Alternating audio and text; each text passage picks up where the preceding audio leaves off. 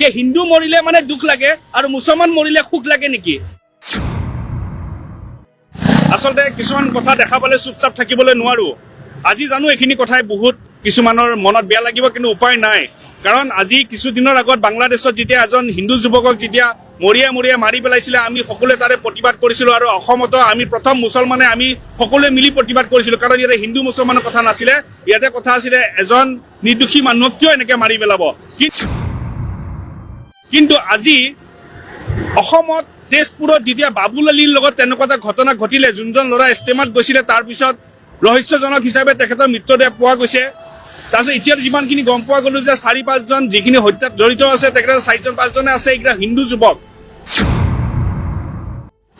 কিন্তু আজি ইয়াৰ কাৰণে মুখ্যমন্ত্ৰীৰ কিন্তু কোনো ধৰণৰ কিন্তু পোষ্ট দেখা নাপালো, ইয়াৰ প্ৰতিক্ৰিয়া দেখা নাপালো। আৰু লগতে কিন্তু কোনো ধৰণৰ আজি এতিয়ালৈ কোনো ধৰণৰ ইয়াৰ প্ৰতিক্ৰিয়া দিয়া নাই। কিয় মানে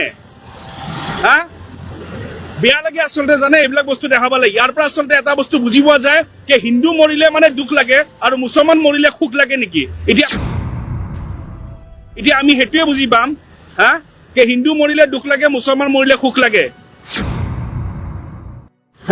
আজি এই যুৱকজনৰ কাৰণে অন্তত আপোনালোকে প্ৰতিবাদ কৰিব নালাগে, কিন্তু মাতটো মাতিব পাৰিলে হয় যে অসমত কিয় এনেকুৱা এটা ঘটনা ঘটিলে, তাকো তেজপুৰত এজন যুৱকক কিয় তেনেকুৱা মাৰি দিয়া গ'ল, কিয় এনেকুৱা পৰিৱেশ হৈছে।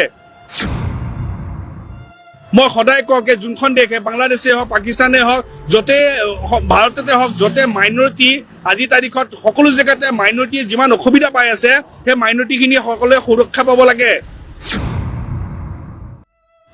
কিয় এইখিনি কথা কি কাৰো মুখেদি নোলায় নেকি? আজি যদি এইটো জেগাত যদি বেলেগ হলে হয়, একদম নিউজতটো চেকুলাৰ হ'ব নালাগে, কিবা হ'ব নালাগে, এনেকৈ কোনে নিউজত বিভিন্ন কথাৰে মানুহক মানে গোটেই মুছলমান কমটোক লৈ কেনে কথা পাতিলে হয়। আজি যেতিয়া এজন মুছলমান ল'ৰা এজনক মাৰি পেলাইছে, কিন্তু আজি তাৰ বিৰোধিতা কৰিবলৈ কোনো নাই। এনেকুৱা আপোন পেটীয়া স্বভাৱ কিয় এনেকুৱা একাংশৰ আপোন পেটীয়া স্বভাৱ?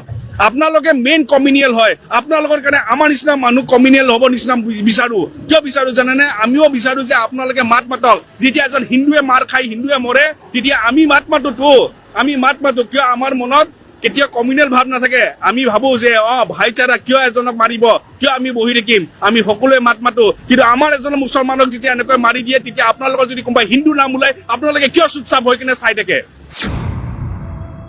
কিহৰ কাৰণে চাই থাকে? নিজৰ জাতিৰ ভাই, নিজৰ ধৰ্মৰ ভাই বুলি কেনে নেকি? তেতিয়া আপোনালোকৰ কমিউনেল হৈ নাযায়, তেতিয়া আপোনালোকৰ চৰিত্ৰ বেয়া হৈ নাযায়। দুৰ্ভাগ্য কথা, যদি বাংলাদেশৰ আজি হিন্দুৰ যিখিনি অৱস্থা হৈছে আমি বেয়া পাওঁ, দুখ পাওঁ, কাৰণ তাতে সেইখিনি হিন্দু মানুহখিনি মাইনৰিটি। আজি মাইনৰিটি হৈ কিনে তেখেতসকলে যিখিনি কষ্ট পাইছে, আমাৰ মনত দুখ লাগে। কিন্তু আজি দুৰ্ভাগ্য কথা যে ভাৰতত আমি মুছলমান, খ্ৰীষ্টিয়ান আমি আজি মাইনৰিটি হৈ পৰিছো। আপোনালোকৰ একাংশই আমাক যিখিনি অত্যাচাৰী কৰিছে, আমাৰ মানুহৰ ওপৰত যিখিনি অত্যাচাৰ কৰিছে, আমাৰো বেয়া লাগে।